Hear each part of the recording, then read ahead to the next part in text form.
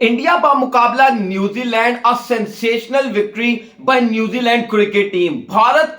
भारत के मैदानों में धूल चटाने वाली न्यूजीलैंड की क्रिकेट टीम इस वक्त ओवर द मून है। इंडियन टीम को इंडिया में हराना it is not an easy task. माजी में बहुत सारी टीमों ने भारत का टूर किया, लेकिन भारत में सीरीज हराना या टेस्ट मैच हराना इतना आसान नहीं होता। लेकिन यह भी हकीकत है कि जब विराट कोहली ने 8 साल भारत की कप्तानी की तो भारत सिर्फ अपने मैदानों में 2 टेस्ट मैचेस हारा किसी भी टीम के हाथों। लेकिन अब जब रोहित शर्मा भारतीय टीम की कप्तानी करे तो भारत की टीम पिछले 3 सालों में तीसरा टेस्ट मैच अपने घर में हार गई है। लेकिन यहां तो हम ये वाली बात कर रहे हैं कि इंडिया अपने घर में पिछले 3 सालों में 3 टेस्ट मैचेस हार गया। वहीं मैं आप लोगों को यह भी बता दूं कि 2013 के बाद से अब तक 11 साल का अरसा गुजर गया। इंडिया अपने घर में कोई टेस्ट सीरीज नहीं हारा। टेस्ट मैच तो हारा है लेकिन टेस्ट सीरीज नहीं हारा। लेकिन अब जो भारतीय टीम को शिकस्त हुई है 8 विकेटों से बेंगलोर टेस्ट मैच में न्यूजीलैंड के हाथों, इस शिकस्त ने भारतीय मीडिया को आग बगोला कर दी है।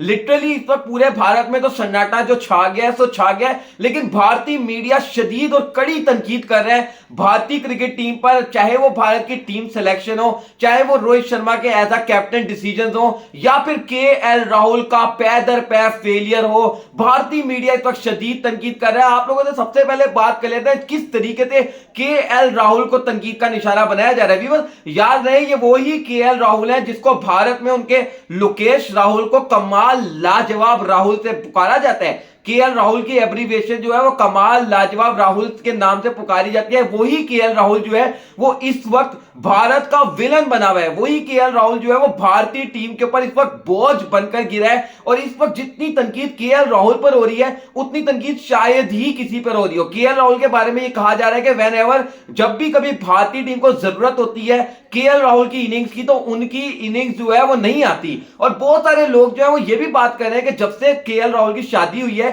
उसके बाद से केएल राहुल की परफॉर्मेंस पे डिप आ गया। अब आप तनकीद का मेयार चेक कर लें, मतलब कहां कहां तनकीद जा रही है कि अब उनकी वाइफ को भी बिला वजह जो है वो इस बीच में घसीटा जा रहा है कि भाई उनकी शादी हुई है, उनकी वाइफ से रिलेट किया जा रहा है कि उनकी वाइफ जो है वो उनके लिए लकी नहीं बल्कि अनलकी साबित हुई है, बल्कि भारतीय टीम के लिए अनलकी साबित हुई है। और भारत जो है वो हारना शुरू हो गया जब से केएल राहुल की शादी हुई है। याद रहे सुनील शेट्टी की बेटी से केएल राहुल की शादी हुई है और वो काफी ज्यादा एक आइकॉनिक मैरिज थी, क्योंकि एक 2 सुपरस्टार्स की एक तरीके से आपस में शादी हुई थी।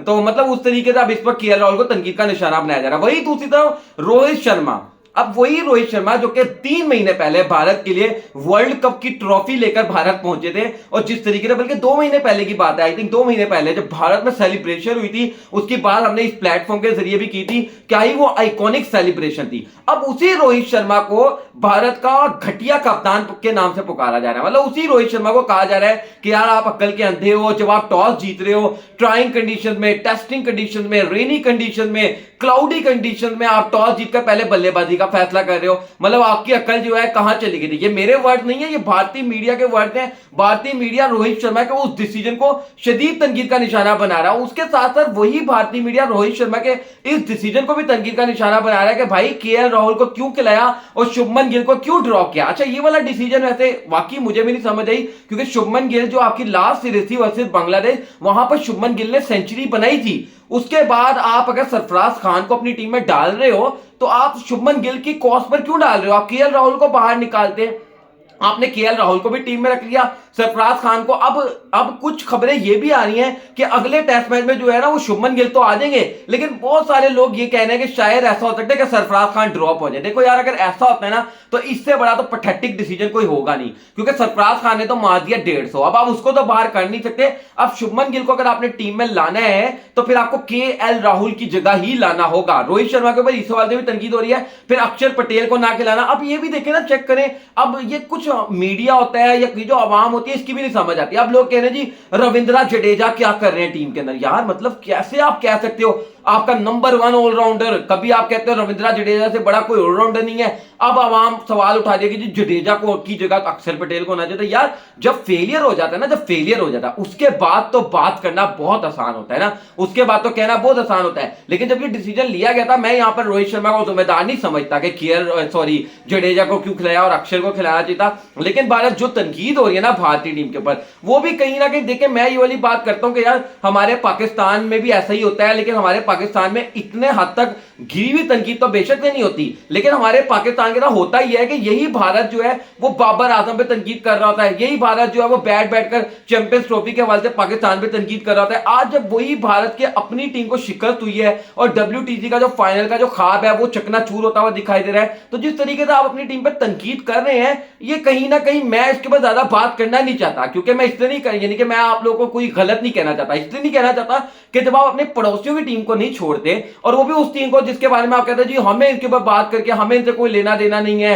हमारा ये कुछ नहीं लगते, लेकिन फिर आप उनके ऊपर बात भी करते हैं, फिर आप उन पर तनकीद भी करते हैं, फिर आप बाबर की कप्तानी और बाबर के ऊपर भी बात करते हैं, तो फिर जाहिर सी बात है कि जब आप दूसरों के घर में झांकेंगे और दूसरों के घर पर पत्थर मारेंगे, तो फिर जब अब आपके अपने घर पर पत्थर आ रहे हैं तो बर्दाश्त तो करने पड़ेंगे। लिटरली सिंपली मैं तो यही कहूंगा कि इस वक्त जो इंडियन टीम के साथ हुआ है, और अब यहां से बहुत सारे क्रिकेट फैंस का यह मानना है कि New Zealand can be the team जो कि 11 साल बाद भारत में सीरीज हराने में कामयाब हो सकती है। ओनली टाइम विल टेल, इतना आसान तो नहीं होगा न्यूजीलैंड के लिए, ये तो मैं भी आप लोगों को बता दूं, क्योंकि भारतीय टीम जो है ना वो फाइट विद द फायर की अप्रोच के साथ खेलती है और इंडियन टीम अगले टेस्ट मैचेस में हार्ड तो आएगी न्यूजीलैंड के ऊपर, लेकिन जो न्यूजीलैंड ने पहले टेस्ट मैच में कर दिया, इट इज क्वाइट सरप्राइजिंग। और इंडियन मीडिया जिस तरीके से आग बगोला हो रहा है, जिस तरीके से विक्रांत गुप्ता तनकीद कर रहे हैं, मतलब विक्रांत गुप्ता हो, राहुल रावत हो, ये सब जो आकाश चोपड़ा बड़ी शदीद तनकीद कर रहे हैं भारतीय टीम पर, ये काफी ज्यादा सरप्राइजिंग भी है और काफी ज्यादा अनफॉर्चुनेट भी है कि यार वो टीम जो कि आगे वर्ल्ड चैंपियन रह चुकी है, वो टीम जो कि 11 साल से घर में सीरीज नहीं आ रही, उसके बाद इस तरीके की तनकीद होना। लेकिन बार यही वाली बात है, यही दस्तूर है, और ये खास तौर पर अनफॉर्चुनेटली इंडियन मीडिया का ये खासा रहा है कि वो गिराते भी बहुत जल्दी हैं और उठाते भी बहुत जल्दी हैं। वीडियो को लाइक करेगा, चैनल को सब्सक्राइब करेगा, बेल आइकन को लाजमी करेगा। मुलाकात करते हैं नेक्स्ट वीडियो में, तब तक के लिए अल्लाह हाफिज।